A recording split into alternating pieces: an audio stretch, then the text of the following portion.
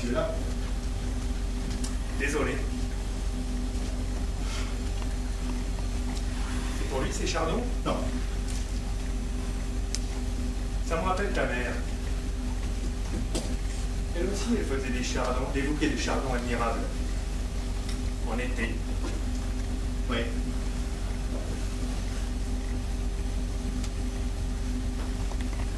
Regrette qu'il ne soit pas enterré côte à côte. Il a voulu être là. Il est la plus égoïste qui soit.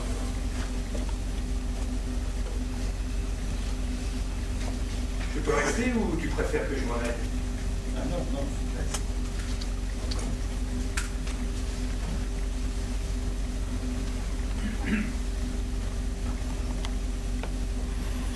Quel âge tu as maintenant? 43 ans. 43. Je t'ai vu naître et tu as 43 ans. À ton âge, tout me semblait concentré derrière, terminé, fini. Une sorte de paradis consumé. Et plus maintenant. Non, non. Quel âge j'avais, moi? Quand j'avais ton âge, j'avais une vingtaine d'années. Tu vivais à New York. À Boston. J'étais fou amoureux d'une américaine. J'avais des couilles gonflées comme des bols de café. Ça me donnait une propulsion dans l'espace. Je me souviens de l'américaine. Tu l'as connue? Non. Non, mais l'américaine, la Merloc de Pierre, c'était un mythe dans la famille. Penses-tu? 6 mois ça a duré. Au bout de 6 mois, elle est partie avec un fabricant de dentifrice en Floride. Toi, tu es resté plus longtemps aux États-Unis. 3 ans. Mais sans l'américaine. Il y en a eu d'autres, bien sûr, mais celle-là était particulière. Comment expliques-tu que mon père ne se soit jamais remarié? Il avait déjà 3 enfants pour qu'il se remarie. Il avait des aventures. À ma connaissance. Peut-être avec Madame Nati. Madame Nati? La pédicure? Je n'ai aucune preuve, hein. Le groupe du monde en vert. Madame Nati? Elle était très agréable. Elle avait un joli petit visage triangulaire. Attends, aussi, elle avait des doutes. Ah bon? Nous nous trompions sûrement. Madame Nati.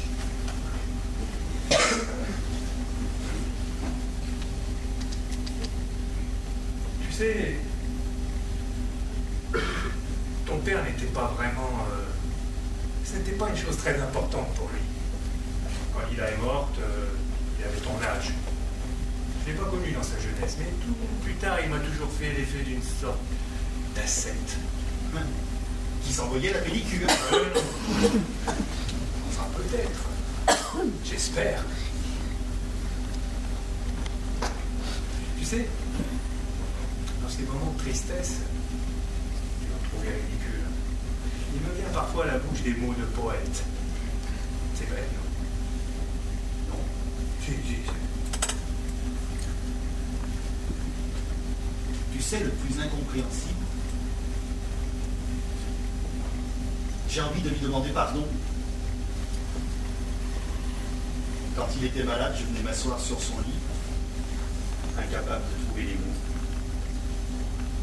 Un jour, j'ai voulu prendre sa main, il a bougé pour remplacer la couverture ou le drap, j'ai pas insisté.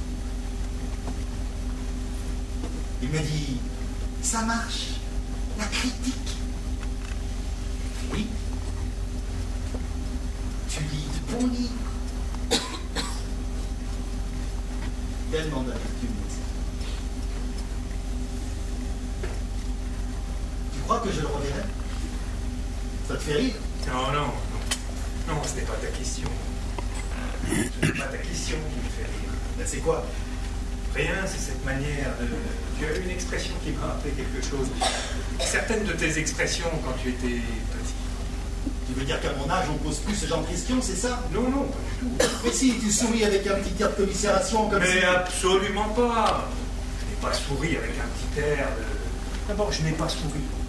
J'ai soupiré. Comme on dit dans la littérature. J'ai soupiré en souriant. Et puis tu m'emmerdes. Quoi? Qu'est-ce que je dis? Moi, je dis rien. Et moi, je dis n'importe quoi, excuse-moi. Il m'a toujours pas répondu. Je crois que je suis, moi, à même de te répondre. Bah, tu as bien une idée. Tout le monde a une idée. Une idée, oui, bien sûr. Alors? Je crois que cette question du revoir ne se posera plus dans quelques temps. Quand je serai mort, c'est ça? Non, bien avant. Mais j'ai envie que tu me dises que je vais le revoir. Merde, c'est simple, c'est net, j'ai envie que tu me dises oui, tu vas le revoir. J'ai besoin de ça. C'est bizarre qu'ils ne comprennent pas.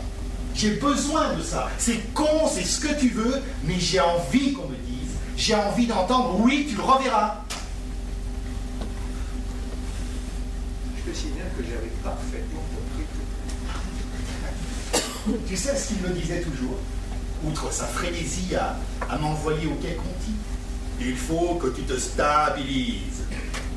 Stabiliser, c'était son maître mot. Comment envisager une vie qui ressemble à celui?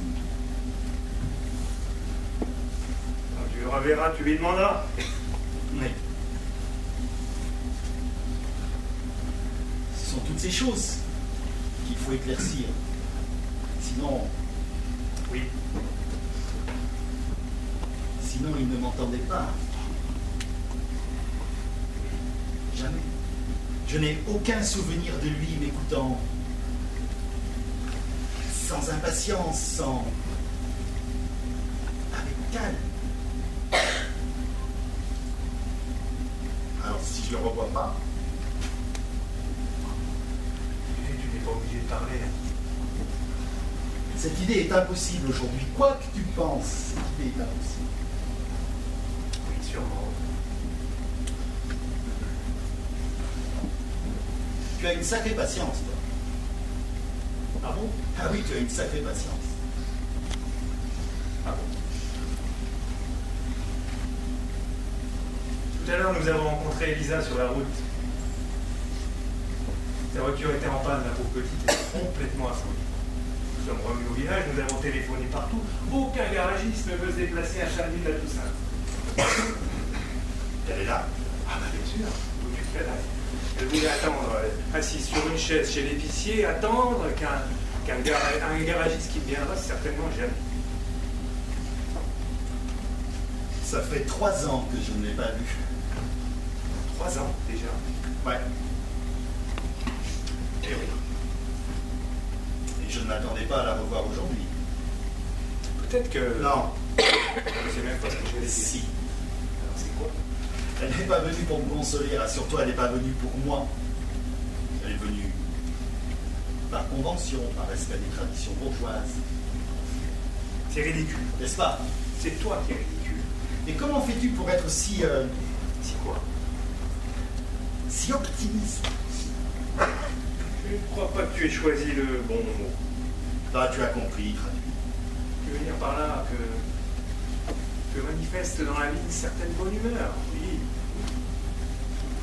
Mais quand je serai mort, moi, personne ne viendra pleurer sur ma tombe pour une